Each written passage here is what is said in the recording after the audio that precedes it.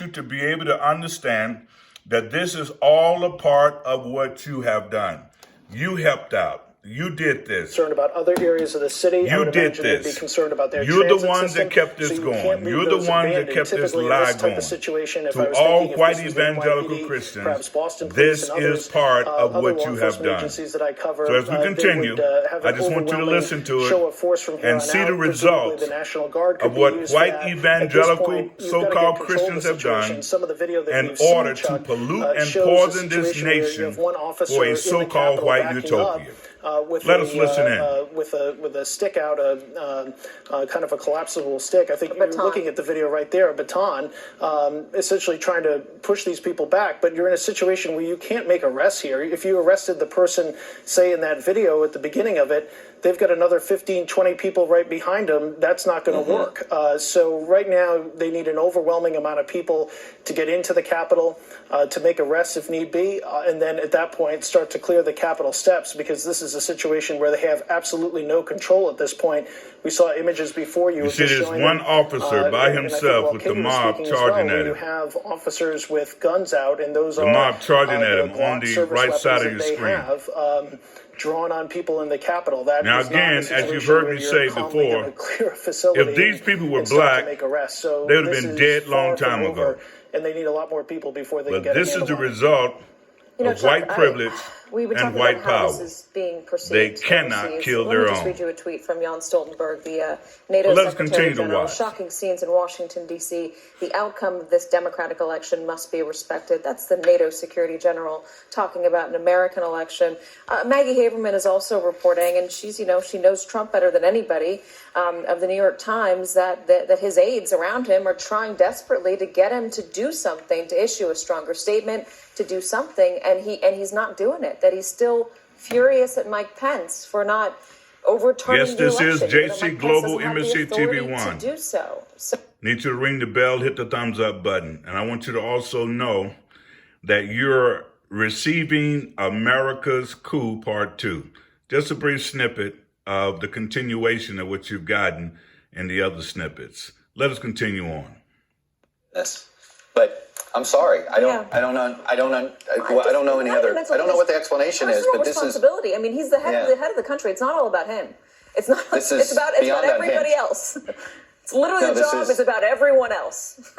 and like I said, sadly, this is something that everybody feared. A lot of people feared, and people that would bring up that fear. Oh, you guys are just overwrought. Yeah. Let me bring in the former chief of. Yeah. Let me bring in the former chief of police of Seattle, Carmen Best, joins us on the phone. Carmen, look, we've gone through this. You just heard from Tom Winter. You're trying to get control of this massive building. What do you do? Well, as has already been done, the Capitol Police are going to have to call in as many resources as possible, mutual aid to assist them in both cleaning the facility and taking care of the people inside. The National Guard, it sounds like, has been called. They need to be there as well to be force multipliers, if you will. And as I've heard earlier, not only is it the building, the facility, but also other areas of the city are likely to also endure some sort of protest action as well. So there are a lot of fronts that have to be looked at and taken care of. As you know, in Seattle, we dealt with protests nightly. Yes, this all happened because we have President Donald J. Trump that did not win the election.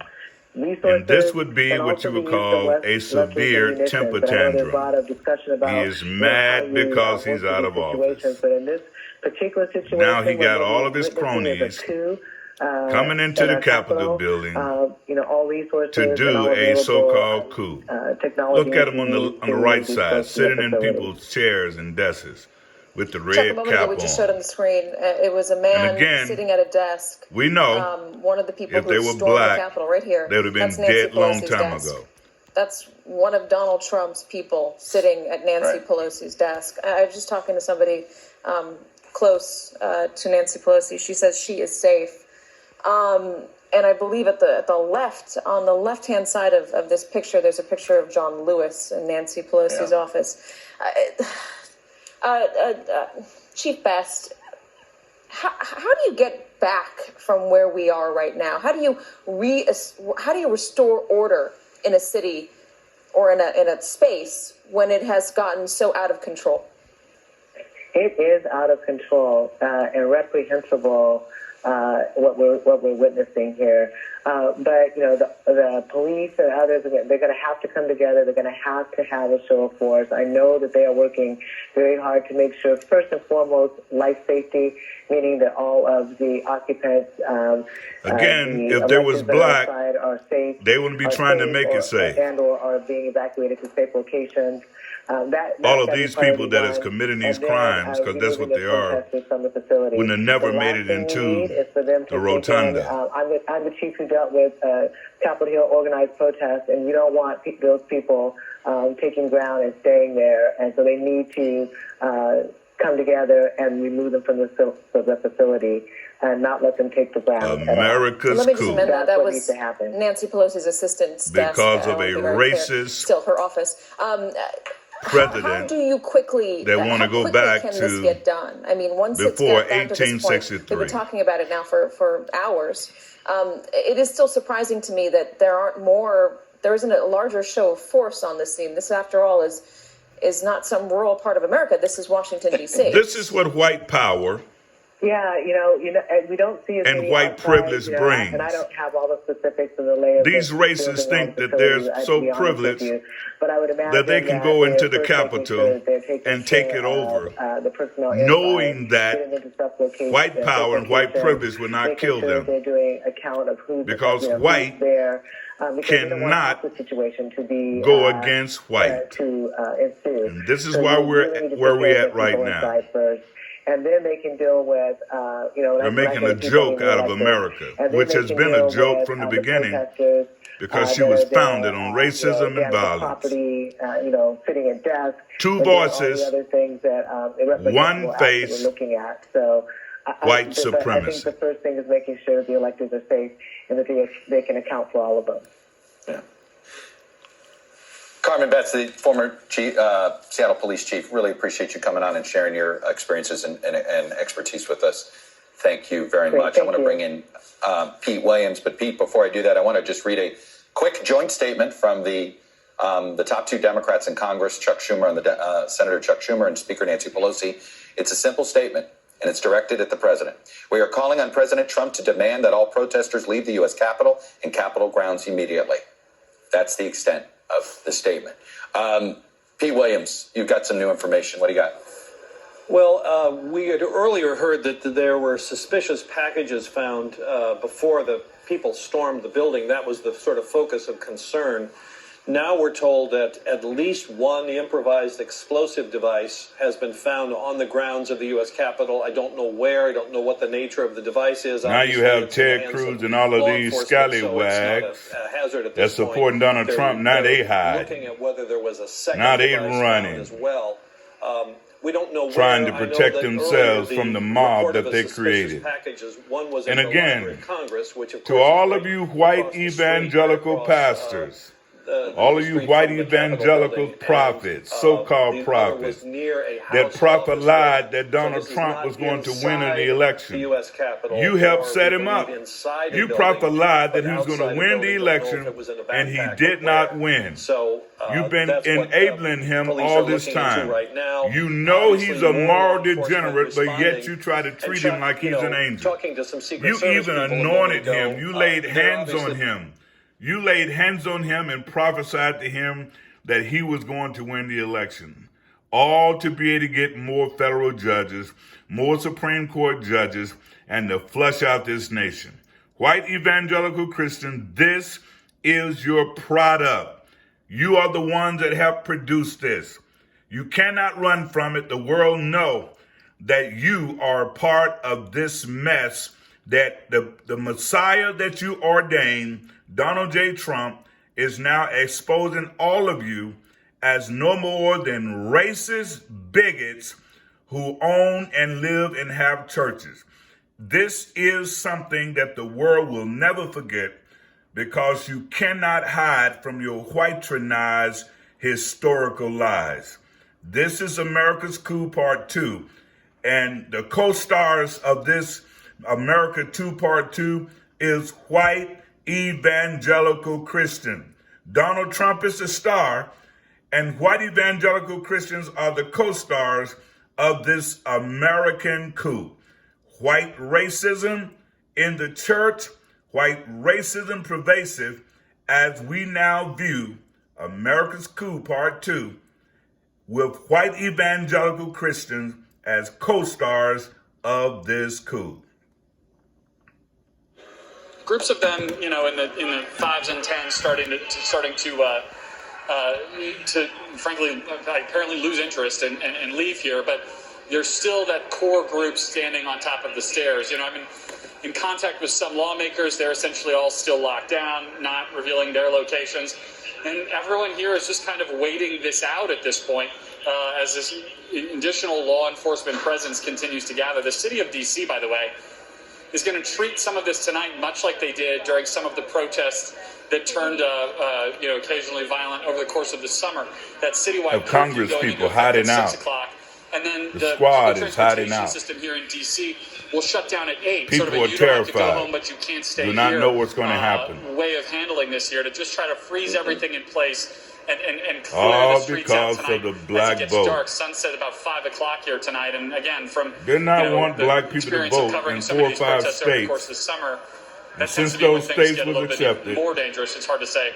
Donald J. Trump but more dangerous even is showing a temper tantrum. We saw a moment ago with a protester on some scaffolding outside of the Capitol. We can hopefully show that video or the image again. Here it is. And I was wondering what exactly was going on there. Apparently, this is a rioter trying to take down the American flag from the Capitol and replace it with a Trump flag. Garrett, another question to you. Given that at least one explosive device has been found on Capitol Hill grounds, reasonably speaking, when can this process start up again?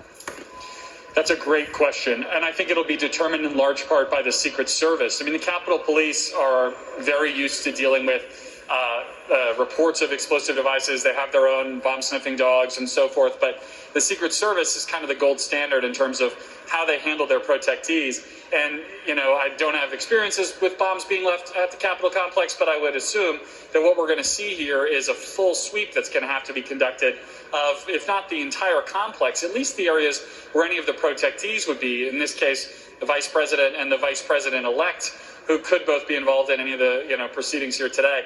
So you got to clear the buildings, full sweep to the level of the Secret Service's satisfaction. Seems to me like the kind of thing that could take hours. Yeah.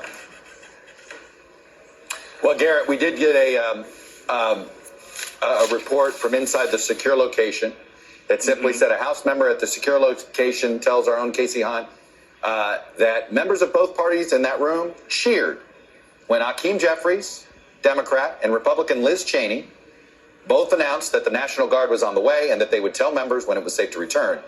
And then the member said, "We will return to the floor and do our job." But as you can see from that statement, there is no time. There's no time. We don't know when. No timetable, but you have to think this is going to crystallize the members' desire to work through the night, if necessary, to finish this process.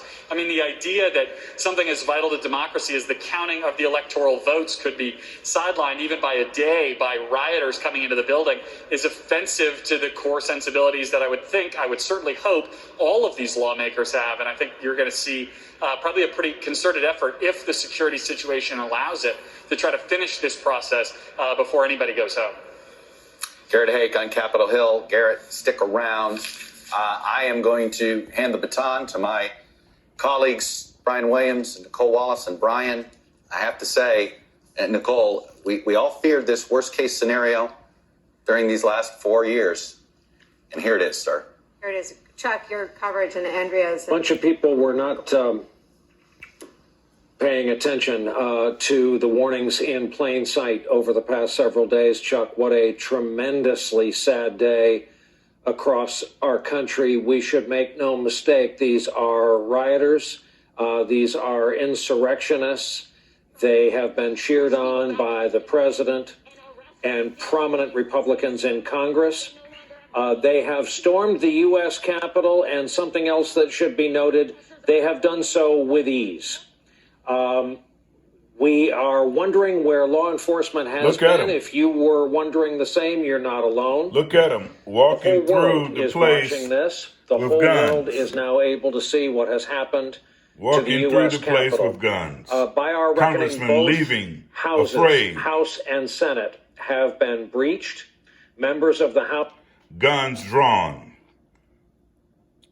America's coup. People hiding out in the rotunda, the chamber. Congressmen and women hiding out. These racist Klan members, these ones that Donald Trump done brainwashed. But now, in the Capitol building. This is where we at. The shining light on the hill with the cancer of a rot of racism. And let's be clear, this is the only reason why this coup is going on. Let's be clear. This is the only reason why they're doing what they're doing. They want America to be an all-white nation. And it's not going to happen. Therefore, America's Coup Part 2, as we continue watching this broadcast. We are not used to seeing images that look more like Benghazi than Washington, D.C. on our TV screens. Another former national security official, a former Pentagon official, said that we must investigate the incitement. That, of course, the events of today and the fact that they so easily took the United States Capitol is a scandal in and of itself. The incitement by Rudy Giuliani and Donald Trump and Mike Flynn in the last 24 hours is the match. The other thing that was universally articulated is that, as with dealing with any radicalized extremist group, the only people that can reach them are their own. It is on Donald J. Trump to take to the airwaves and make it stop. And everything that happens, not just today, but we have an event that is likely to stir far deeper passions than the shenanigans that were going on inside the Capitol today. And that's the inauguration, the peaceful transfer of power. So I think there is an open question burning up the phone lines among former national security officials today about how this country gets through the next 10 days. President of the United States has been watching this on television at the White House. The Democratic leadership has been pleading with him to get people to disperse, to clear the U.S. Capitol. Depending on which chamber the members of Congress are in, depending on their proximity to the chamber when this started, some of them have sheltered over in the congressional office buildings. Some of them have been spirited away by security, like the vice president, like the Speaker of the House. Some of them were all corralled into basement rooms. Basement entrances is the way a lot of the law enforcement reinforcements have been brought into the U.S. Capitol. It says something about the lack of preparation and response that it took the governors of the surrounding states, Maryland and Virginia, to send their own National Guard members to mobilize them to head to the capital of our nation. D.C. police have joined the Capitol Police. You see, they've responded with long guns and they've responded with handguns. Our own Pete Williams reporting at least one, speaking of Fallujah. Now, how can these racist protesters with guns in their hands walk through the Capitol building and nothing happens? Well, I tell you how. Because they're white. That's how. They're white. And they're using their white privilege to walk through the place, to take the place over. Because they know white people are not going to shoot at white people. But again, if they were black, they will be all laid out on the ground, dead. So what do we have to do? I believe Joe Biden is coming up to give hopefully a speech pertaining to the calm for this nation. The sad part about it is President Donald J. Trump is hiding in his office because he realized that everything he told these people is nothing but one big lie. Let us listen to right now President-elect Joe Biden. To speak to you. I initially was going to talk about the economy, but all of you have been watching what I've been watching. At this hour, our democracy is under unprecedented assault, unlike anything we've seen in modern times. An assault on the citadel of liberty, the Capitol itself. An assault on the people's representatives and the Capitol Hill police, sworn to protect them, and the public servants who work at the heart of our republic. An assault on the rule of law like few times we've ever seen it. An assault on the most sacred of American undertakings, the doing of the people's business. Let me be very clear. The scenes of chaos at the Capitol do not reflect a true America, do not represent who we are. What we're seeing are a small number of extremists dedicated to lawlessness. This is not dissent. It's disorder. It's chaos. It borders on sedition. And it must end now. I call on this mob to pull back and allow the work of democracy to go forward. You've heard me say before in different contexts, the words of a president matter, no matter how good or bad that president is. At their best, the words of a president can inspire. At their worst, they can incite.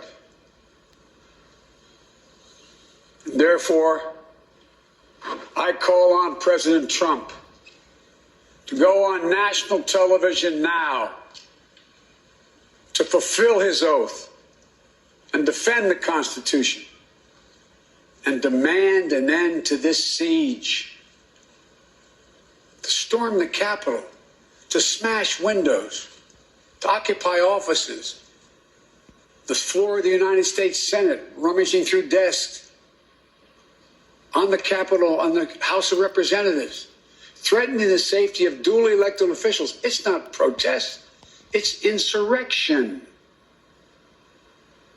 The world's watching. Like so many other Americans, I am genuinely shocked and saddened that our nation, so long the beacon of light and hope for democracy, has come to such a dark moment.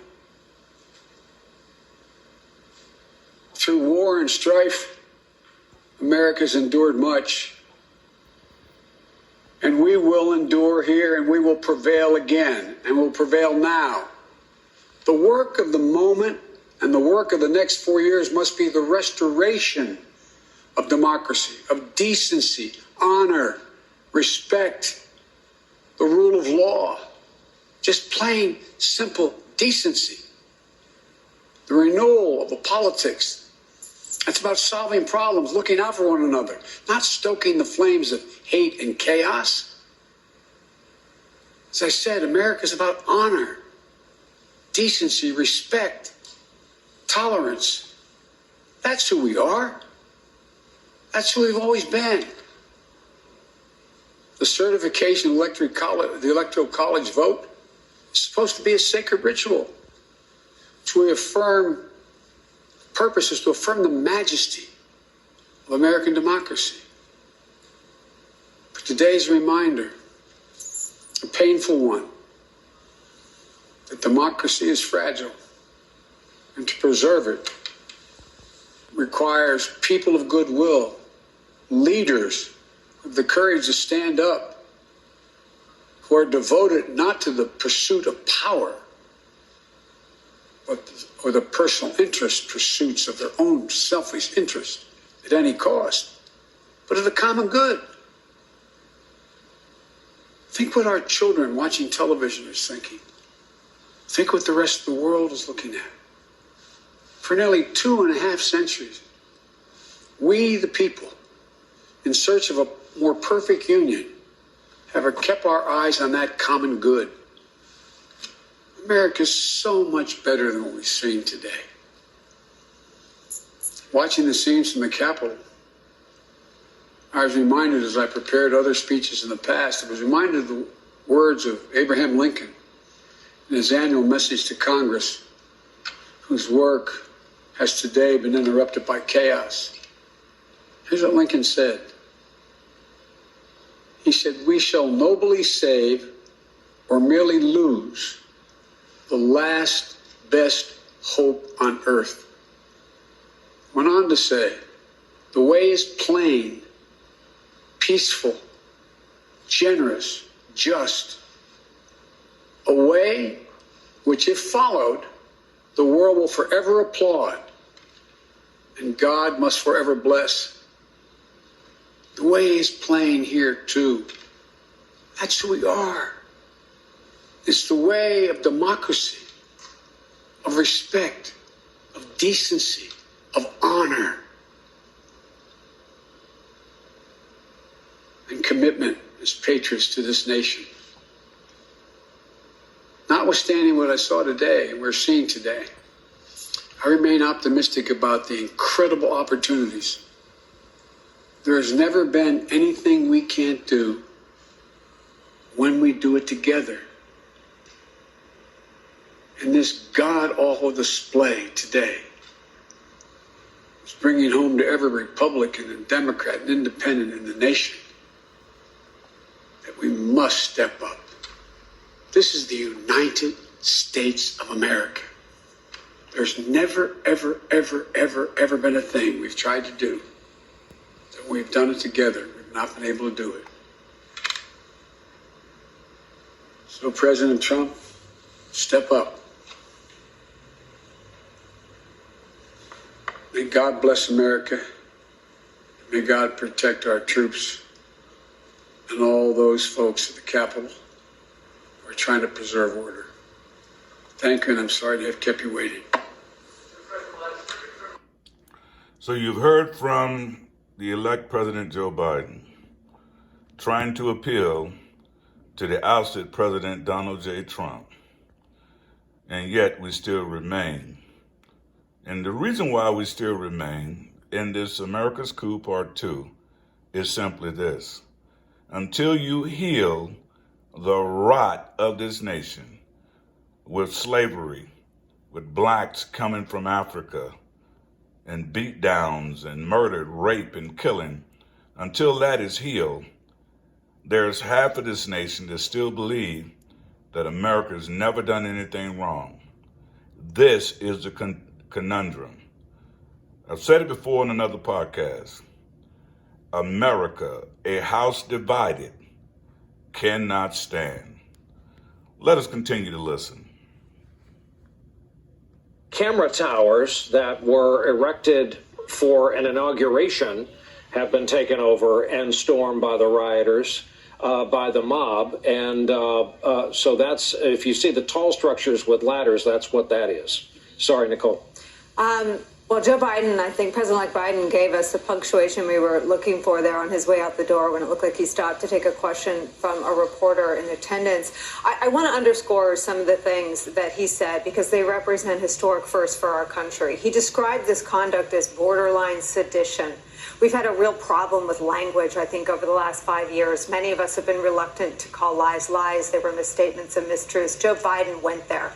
He called it an insurrection. And he said it borders on sedition. Those are very, very strong and important words to be used to characterize what is happening today at the United States Senate. And as he said, these are not protesters. That's the wrong word. An important moment, I think, for the incoming president. You could also see some emotion as he prayed for the safety of the people inside the Capitol. He called that building home for the vast majority of his own career. And I know empathy is his thing, but I'm sure he feels it in excess. You heard from him, though, the same thing I heard from the 3 national security officials I talked to. One, the point that words matter, that the president's words have incited this today. Everything you see has a through line to what Donald Trump has said and done.